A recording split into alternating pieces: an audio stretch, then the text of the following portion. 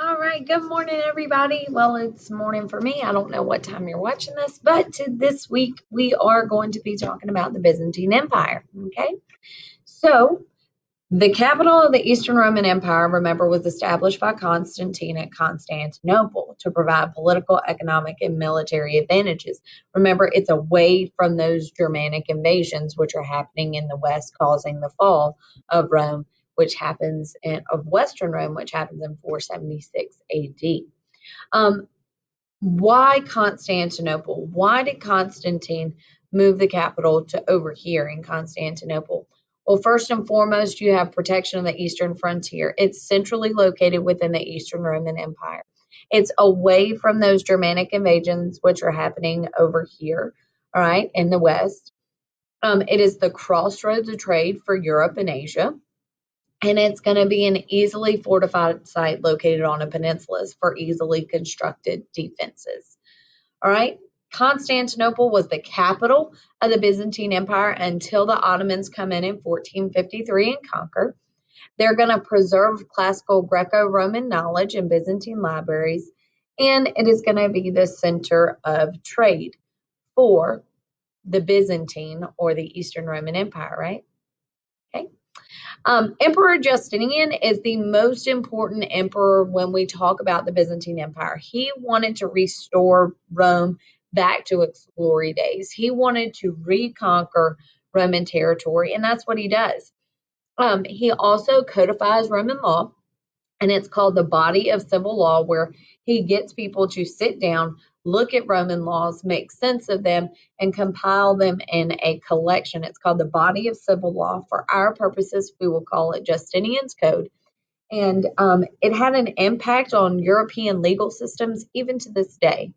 He also reconquered those former Roman territories. However, 3 years after his death, they were lost to Germanic tribes, particularly the Lombards. And then you also have the expansion of trade and wealth. Okay. The codification of Roman law, Justinian provided the basis for European law systems. Although Justinian reconquered territory, the cost of his wars and the first appearance of the bubonic plague left the Byzantine Empire weakened. All right, but some Byzantine achievements. You've got Greek Orthodox Christianity, which we just talked about last time, was headed by the patriarch. It is close to the seat of power, so it has a huge influence over emperors or imperial regimes. Um, this Greek Orthodox Christianity and imperial patronage enabled the Byzantine Empire to develop a unique style of art and architecture, which is going to influence all of Eastern Europe. Greek and Roman traditions are going to also be preserved in the Byzantine Empire. The Byzantines are going to hold on to Greek. Greek is going to be their official religion, and Greek Orthodox or Eastern Orthodox Christianity is going to be the official state religion of the Byzantine Empire. So the inspiration for the art was provided by emperors and their religion, their Christian religion. You will oftentimes see throughout Byzantine culture and throughout Byzantine buildings are icons or these pictures that are religious images. Okay. Mosaics were a way that they portrayed these icons or religious images in public and religious structures. The Hagia Sophia is a Byzantine domed church, and in class we're going to go through a virtual tour of the Hagia Sophia. But we're going to wait until we talk about Islam because you'll get to see these structures right here are actually called minarets. And after the Ottomans take over, they turn this into a mosque, and it's actually a museum today. So pretty cool. But anyway, Byzantine culture. Let's talk about it for a second.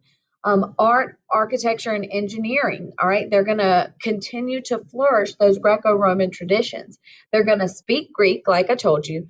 Greek Orthodox Christianity is going to be their official state religion, all right? And Greek and Roman knowledge is going to be preserved throughout their empire.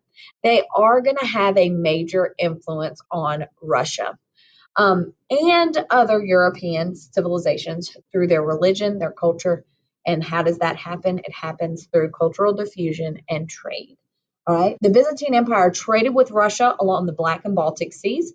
Russia and much of Eastern Europe is going to adopt Orthodox Christianity. They also, Saint Cyril develops the Greek alphabet for the Slavic tongue, or for the Slavs, the people living within Russia. And it's called the Cyrillic alphabet, and it's still used within Russia today. And Byzantine church architecture and religious art is going to influence the churches of Russia. These onion-shaped domes, okay, that comes from the Byzantines, okay, the Hagia Sophia. If you look at the huge dome atop the Hagia Sophia, and then you have these little, this is St. Basil's Cathedral in Moscow, I believe. And look at all the elaborate colors. I think it's so cool. But now let's talk about for a second the Byzantine church. Remember, the cultural and political differences between the West and the East separate the church, cause a division within the church. And again, this is a review from last time. It's the Great Schism. What do they disagree over? Who's going to lead the church? The role of icons within church. Are they idols? Are they not? Remember, icon is a religious image. And the practice of celibacy of their church leaders. Celibacy is no marriage, no sex, no babies. If, all right, a pope, if you have one of those, you can't be a pope, okay? So the Roman Catholic Church is going to become the main unifying force of Western Europe, and the Eastern or Greek Orthodox Church is going to become the main unifying force of Eastern Europe and the Byzantine Empire. Remember, Roman Catholic, headed by the Pope, they are celibate, they are away from the seat of power, so they do not influence Byzantine emperors because they're away, right? They're in Rome, and they use Latin in their church services and in their hymns. The Eastern Church, headed by the Patriarch of Constantinople, he can marry, right? It is going to be close to the seat of power, have a significant influence over Byzantine emperors, and they're going to use Greek in their services, language of the people, okay? And that is all for the Byzantine Empire, guys. I hope you've enjoyed. Enjoy watching Engineering an Empire. I cannot wait to see your beautiful mosaics. Remember, you have a choice. You can, for your project this week, you can make a mosaic, you can make a religious icon, or you can give me pictures of those two things with descriptions, okay? All right, so if you have any questions, shout out, reach out, text, email, call, anything's available. All right, see you guys later. Bye.